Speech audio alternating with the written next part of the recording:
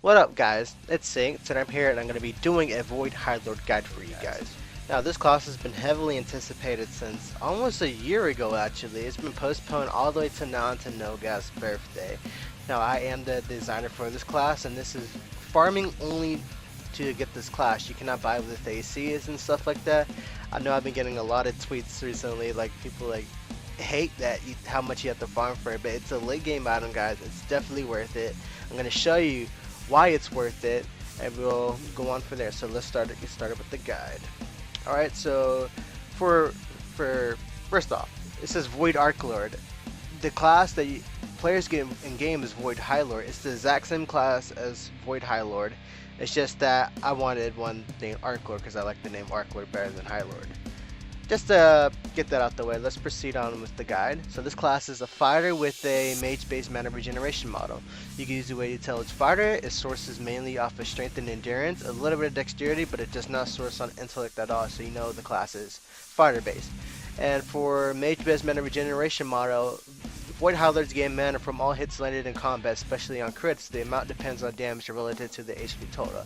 In simply words, more health, more mana. The more you crit, while more health you have, the more mana you're going to regenerate. So the rank 4 passives are Relentless Onslaught, increases hit chance and crit chance by 15%, and Triple and Fury increases damage resistance by 20%. Like I said guys, this class is very hard to get. It's very difficult. I would say the quest, the main thing you need to get is the Rhodes Ingenium, and you need 4 of them, and the quest is a daily pretty much. It's not the quest itself is not a daily, but one of the items you need is a daily quest. And you need pretty much max gold every day when you start this quest, and has a 5% drop of the Ingenium. And you need 4 of this. So best of luck to everybody farming for this class. It's definitely worth it. I'm going to show you guys why it's worth it. Show you the cool animations and stuff, and the animations are top notch. I thank Arkland for hooking these up for me. Like, I gave him the concept of how I want the animations to be, pretty much to the T, how much precise I wanted the animations for the last skill and some of the other skills, and he just went ahead and did it. He knows that this class took a lot to make, and it took a lot for people to get, so we had to make it top tier for you guys. Alright, so the class armor is the class armor I have on right now, as you guys can see. We're gonna remove my cape, and we just like hide it so you can see the class armor better, and we're gonna go to a stable weapon so we can have a solid weapon range to show you the exact damage of the class. And we're gonna go with where's my personal Tameson, because it is completely stable, as you guys can see. So we're going to attach this on, and we're going to proceed on with the guide. Now, let's just start off with the first skill, shall we? The first skill is Contract, 2.3 second cooldown physical skill. I'm actually going to read through these skills so people know exactly what they is, because the DNs haven't been updated yet, nor anybody knows exactly what this class does yet. So I'm going to read thoroughly through this class and tell you like the process of how I went through the class. Alright, Contract, 2.3 second cooldown physical skill, the range is close. The shackle is in play, applies soul fin, feeding off their soul. Applying a heal over time every time your weapon connects, lasts for 5 seconds if not reapplied, to stacks to 5. If unshackled is in play, apply soul breach. Applying a dot to the enemy's soul the more your weapon connects, lasts for 5 seconds if not reapplied, and stacks to 5. Basically, if you have your shackle or unshackled, which is 2 of your skills, I'll point that further down. If you have 1 out, which is shackled, you will heal on hit, and you get a heal over time, and it stacks to 5. Unshackled, opposite, you do damage on hit to the enemy, and the damage goes up and it stacks to 5. And let me show you guys the animations for this thing. It's awesome. You see this? Arkland did a really good job on this. You see how the swords, I think there's 8 swords that come out off each auto. Every time he shoots a sword at the enemy at a different direction. The swords are random spawn, so you never know which sword you'll get next coming out of the ability, which is awesome how they just randomly fly up and attack the enemy. The 8 swords are Evolved Bloodletters, Oblivion Blade of Nolgath, Overfiend Blade, Center of Avanthias, Tainted Phoenix, Dark Blood Blade, Blood Blade, and Shadow Spear. I'm pretty sure I named all 8 of them, I'm not sure. But those are the ones that come out for the auto. The auto does a little bit more damage than normally. I think it does 120%. There's a little bit more than normal. And you see the animations to die for. I made sure the animations were good. So let's proceed on to the second skill, Shackle. 4-second cooldown physical skill and the range is far. Binds yourself for protection. Deal a damage that always crits and can't miss. Increases your damage distance by 50% for 15 seconds. Also applies Soul Void. Increase in haste and healing taken by 10% for 15 seconds. Stacks to 5. Costs 20% of your maximum health and replaces Unshackled. Basically, this kind of has like a Dragon Knight guide that has you switch from the Dragon Fire and like the Dragon's Might. You can't have both at the same time. You swap through for them. Pretty much this class has stances that cost health, give you buffs, and do damage around you. Note this only hits one target. All the skills hit one target. I changed the class from AoE to single target, make it a heavily soloing monster type class, especially in PvP and soloing. So make sure everybody knows that. So let me show you guys the animation for this one. It spawns the Dark Blood Blades and it slashes with chains and it shackles it up. As you see, it always hits and it always crits. As you see, I'm getting the heal over time because of contract. It stacks to 5. As you see, my healing is going up. The more I use it, I apply Soul Void. As you see, the Soul Void increases my healing, increases my haste, as you guys can see. Now, one thing I have to tell you guys that this class does have a late game perk. As you see, I applied Insolent Fools. Something like a Archfiend would say, somebody of the nation would say. Every time you use a skill, you have a chance to apply a heal over time. And endurance buff. The endurance buff I believe is 20% or 30%. I'm pretty sure it's 20% for a few seconds. And during this time, you'll get increased HP and you'll heal over time. So if you're full HP tanking a monster, you get an extra amount of HP during that duration as a chance of RNG to proc off one of your skills. So it's a really cool late game perk just to help the class out as its overall tankiness while it deals out damage and when it takes majority of its health constantly. Alright, so let's proceed on to the second skill, HighLord's Gaze. 20 mana, 5-second cooldown physical skill and the range is far. You strike fear into your opponent with the Eyes of the Void. Deal moderate damage with a 30% chance to stun, causing their blood flow to dwindle. Applies congested, lowering their hit, haste, and dodge by 10%, stacks of 3. You feed off their despair, healing you for some of the damage dealt. Now this is a very strong utility skill. I think it only does 120% or 130%, but it's mainly for utility as it lowers the hit, haste, and dodge, as well as the chance to stun them when you heal from it. I'll just show you guys the animation. Yeah, there it is. Awesome. As you see, he's stunned. He can't move. See, now he's able to move. What it does is it spawns 2 Shadow Spears and spawns a Fiend Face as it's glaring down on him with the Eyes of the Void as the Shadow Spears pop out to make it look really cool and awesome. As you see, 30% chance to stun, so you have like a 1 in 3 chance to stun somebody, which is nice. If you don't stun, you get a 100% chance of applying Congealed if the skill hits. I'm not saying the skill can't miss, I'm saying as for if you hit the skill, you always get Congealed, and it'll stack to 3. Also the healing for damage dealt, so let me do that and let me heal. As you see, I healed almost to full health off just that one. Let me see if I just take my health out some here. And I healed quite a bit. I healed for about a good, I would say, 1/5 of my life. Probably if I have Unshackled up, I'll heal for more because I'm doing more damage, so I'm healing for more damage.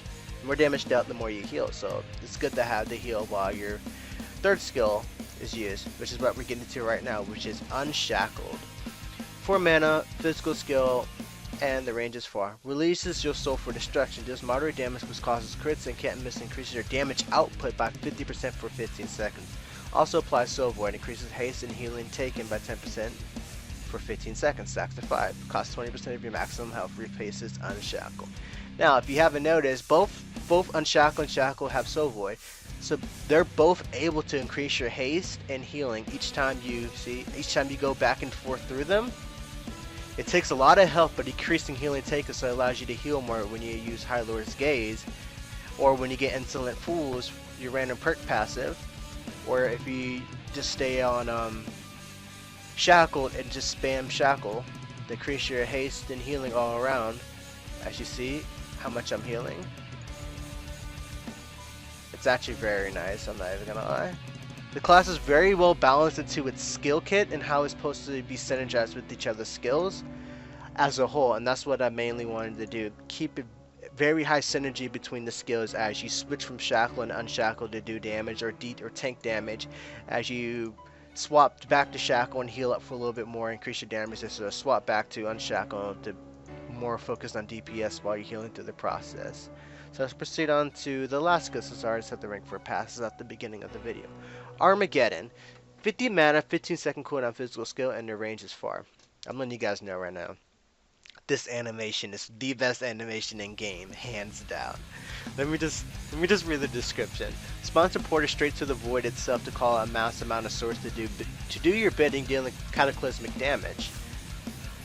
Applies Arbiter's Wrath. Increases your critical strike damage by 30% for 10 seconds. Also applies Kneel Before the Nation. Increases your damage and damage resistance by 50% for 12 seconds. Basically what the skill does, it does hits one person, does 420 damage. Dink dink. Wink wink wink wink. it deals 420 damage. Before it released, it did always 420 damage based on like your weapon range could change how much it could do. Now, but I changed that so you can use unstable and possible hit really high and possible really low just to give you an RNG feel. So I changed it so you can have a really unstable weapon. It might hit a 6k, might hit a 7k, or you might hit like a 1k, might hit an 800. So it's all depending on RNG for the last skill as I changed it, so it doesn't. The base damage does affect the weapon range. Basically what this does is, as this is, it increases your damage resistance and damage output by 50% for 12 seconds, but sync. You already have those for unshackled and shackled. Basically what I wanted to do is when you apply Armageddon, you pretty much get both shackled and unshackled for the duration. As you see, they both last for 15 seconds, I believe. Now this one lasts for 12 seconds, these last for 15 seconds. So it's a bit shorter than unshackled and shackled, but what I wanted to do with it is when you apply, you pretty much get both unshackled and shackled perks as for the damage resistance and damage output. So if you have unshackled and you use Armageddon, that means you have double damage. If you use shackle and you apply Armageddon, that means you have you pretty much have over 100% damage resistance for plus your rank for a passive, but it does not apply as for live servers. It caps at 80%, but I'm pretty sure in the new server it'll be different. As I was definitely preparing for the new server, as I was making this class, has increases the endurance for the rank 10 passive by 50%. That means it's gonna take less damage, and it's gonna have HP and take less damage. It's because the endurance is gonna be the main taking stat. That's why Insolent Fools is a random procking for endurance. I could have made it increase crit, I could have made it, you know, do some crazy stuff, but I wanted to increase endurance as to keep its overall tanky feel for preparing for the new rewrite. So the endurance will make it take even less damage, little to no damage when it's going through its perk passive, and you have the rank 10 passive procking as well. So let me show you guys the last skill. Look at that. Look at that. Oh my god. It spawns all the swords from the auto attack, and it comes down with a big classical Orbifiend blade smashing down on the opponent, which is awesome. Let me show you guys one more time. Oh, I didn't proc. Oh man. As you see, the swords just flying out, doing their thing, you know. It's awesome. This class is a sight to see. As for, I love the animations. As for the three main battle pet swords were the Battlefiend blade, which is right here, the Oblivion Wrath blade, which is right here, and then the Center Revantius is right here. I had to put those three into the class itself because they're just very iconic to the nation. I made this very classical nation class on purpose, as one of the skill effects is like Kneel Before the Nation, Insolent Fools, the old school no-gap feel to it, and I definitely wanted to keep them, and I definitely try to push that as much as possible with this class, and I hope you guys really like it. Let me just show you the last one here. Oh my god, it looks so good. Yeah, I love this thing. Let me see if we go into the animations here. I'll wait till the last two spawns. As I said, all skills are single target. They're not AoE. But mainly how I wanted this class to be. The AoE for testing was just pretty much a test to see what you guys think of it. But I really wanted a single target. That's what it originally was. Now, I made this class specifically a way for it to tank a lot of damage in PvP. Let's say you're fighting somebody else while other 3 people are hitting you and they still can't kill it. Kind of give it some type of like god status, you know? Some hiding like a heightened feel to it. Like it takes a lot to take this class down, but if you spam too hard and use your unshackle and shackle way too much without managing your skills, you would die very quickly. So it's all about timing. As you say in the description, half of your soul has been taken by Noga as for the price of this untamed power. Use it wisely. There's a reason why I made that description. To make sure people use their shackle and shackle by binding and releasing your half of your soul constantly for protect or destruction. It wanes your HP and wanes your life, so be careful when spamming unshackle and unshackle. But if you have a good healer or something, you can spam these two to get a guaranteed hit and crit every time you use both of the skills, so you can maximize your DPS. Now it's time for the solo. Let's go down here into Captain Zero's beer. And then let's see how long it takes me to kill him. Now for enchantments, I'm only using, I think I'm using like full luck, and the class should be, there it is, class should be, oh wait, my class is not even enchanted yet. Oh my lord. Let me go ahead and enchant it real quick. We'll do fighter. I like keeping the base class enchantment for the class, and then for the cave helm and weapon, that's optional for me. There we go. Here we are. Well, without further ado, let's get started.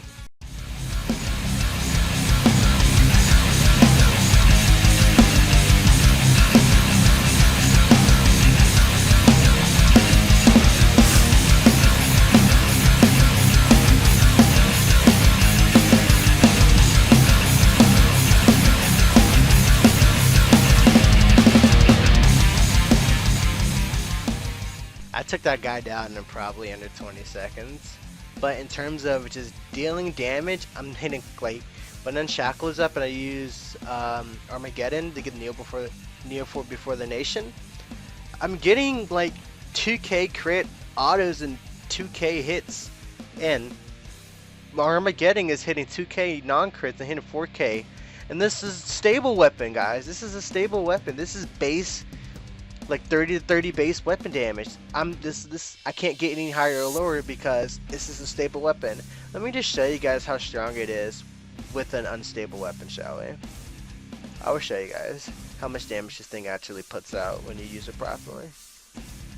Here we go. As I apply unshackled. Boom. At a 3.3k, not bad. 3k auto.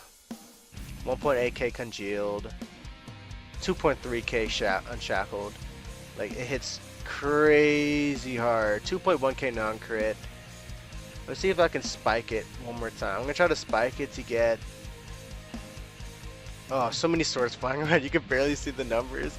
2.5k. I'm trying to see if I can get a 890 non-crit. So that's the thing with unstable. You never know what you'll get. As you see, like, the damage I'm putting out on this guy. I'm gonna bring him over here. Like, the damage I'm actually putting out on this guy. 2.3 non. Like, it's crazy how much damage I'm throwing at him. The damage is there, you know. So yeah, guys, this is 2k, 2k, 3k, 2k, you know. This is a very top tier class because that's exactly what I want to be. For how hard people have to farm for it, it's crazy. It's by far the hardest class to get in the game. I personally believe it's the hardest item to get in game because of the RNG. You have a 5% chance to get the item that you need, and you need 4 of them. The daily quest costs max gold, and you also need you need max gold, and you also need the daily. So you can only do it 1 per day. You have to get max gold every day, and you have a 5% chance to get 1 of them, and you need 4 of them. And that's just only one part of the recipe. You need a lot more still to get this class. So overall, class is very hard to get. I'm going to do a Void HighLord PvP. I have to show me just one-shotting people because how much it takes to get this class and how much it takes to the commitment you have to do to get this class. I would say it's not that strong because in the end you're still taking 20% of your max HP for shackle and unshackle. But if you're really good at managing your mana, you don't have to worry about it that much as for worrying about your mana and worrying about your HP properly. You can pretty much almost spam the Armageddon as for if you keep your health high, but if your health goes low, remember guys, the mana regeneration model. If you get low HP, you won't regenerate mana that much, so you might not get enough to do another HighLord's Gaze, you might not do another Armageddon. So be careful guys. Don't want to put yourself too low, because you might put yourself in a situation where you can't regenerate mana to heal yourself even more. Alright guys, for enchantments, I prefer Fighter, Fighter, Luck, Luck. Fighter on class, Fighter on cape, Luck on helm, and Luck on weapon. Or Luck on helm, Fighter on cape. Whatever ones you want to have more of, I prefer to have a mix of two to keep your endurance up, get to some raw base stats, and the luck is for the guaranteed crits and whatnot. So that pretty much wrap up this guide, guys. I will be doing a guide on Shadow Stalker and man, I think Lightcaster, Glacier Berserker. I still have to catch up on those just because I've been very busy recently. I just haven't got time to really release classes, but this is something I was heavily anticipated for a year, and I wanted to release this as soon as possible. So people, of course, people can see the animations, and people can see like the new version of this. So thank you guys for watching, and thank you guys for tuning in. And like always, I will see you in the next video. Peace, peace.